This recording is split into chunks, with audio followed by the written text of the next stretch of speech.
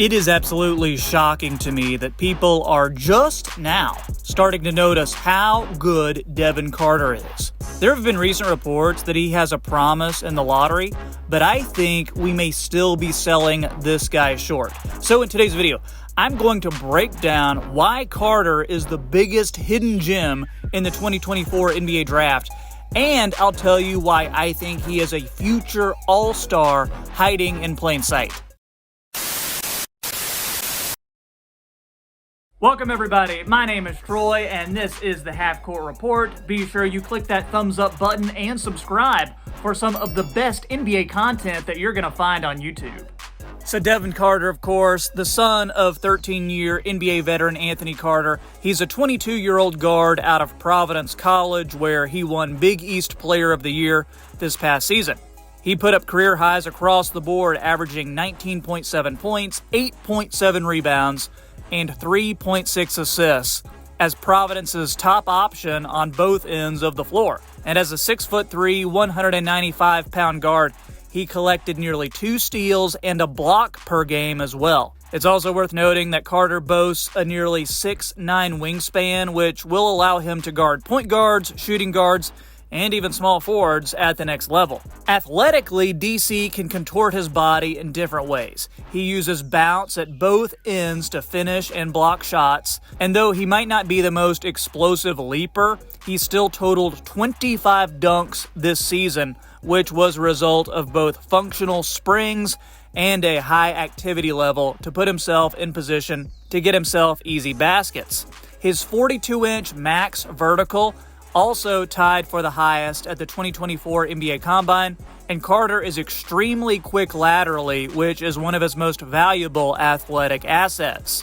I mean, come on, watch his tape and you'll notice that he may be throwing down a posterizing dunk. He may just throw a bullet pass to a teammate. He's just going to attack the rack in transition.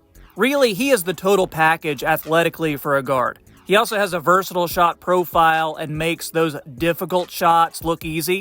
His shot is a little funky. It's kind of like a moon ball, but it's one of those things. It goes in, so you don't want to have to change that up too much at the next level.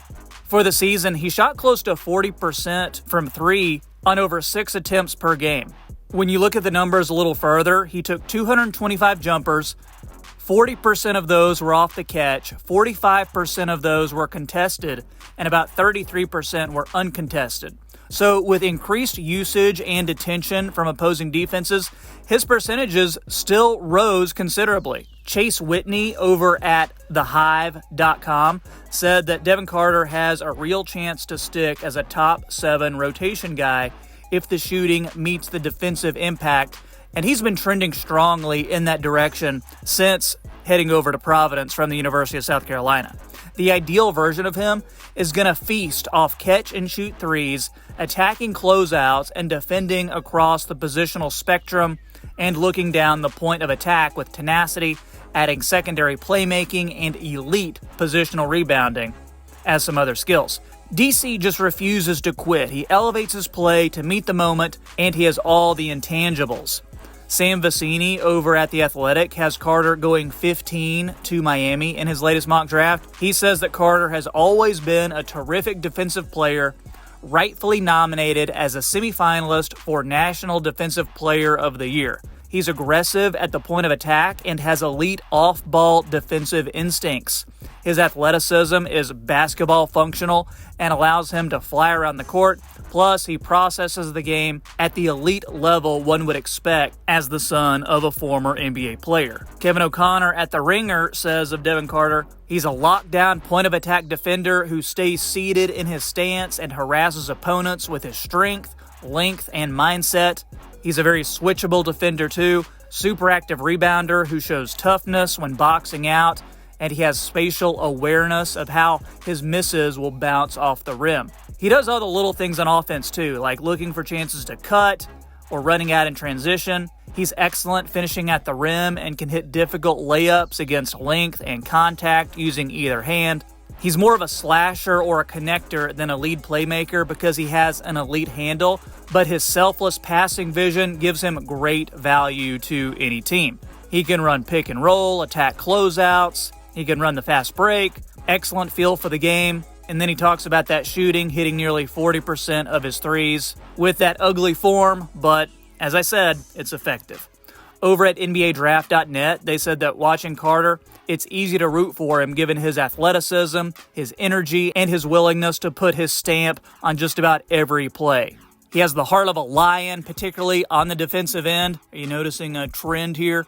And his standout NBA Combine performance shows he will fit right in at the pro level athletically as well. He needs to polish his guard skills offensively as well as continuing to work on his jumper, but he's a high floor prospect with some well-defined strengths and traits that make him intriguing and versatile. So if he's able to prove that he poses a threat shooting the ball at the NBA level, he can undoubtedly become a valuable contributor to a winning team.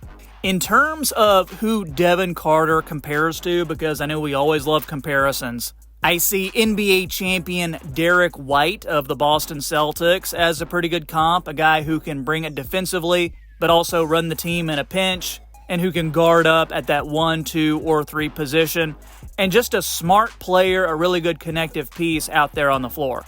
Another guy, Marcus Smart. So, like Devin Carter, Marcus Smart, only about 6'3", around 200 pounds, but tough, knows how to play, and is going to get after it defensively. I actually think that Devin Carter projects as a better shooter than Marcus Smart has turned out to be, though. And then finally, am I crazy to think that Tyrese Maxey could be a comp to Devin Carter as well? They're about the same size. They both have that dog in them, as they say. And both, I think, are a little underestimated coming into the NBA draft. If you'll recall, Philly drafted Tyrese in the teens. I think, though, at this rate, Devin Carter is sure to be a top 10 pick. Maybe even like a top 6 or 7 pick. Guys, let me know what you think in the comments. Are you a Devin Carter fan? Do you want him on your team? I know I'd love to have him on the Grizzlies. That's my team. Perfect Marcus Smart replacement.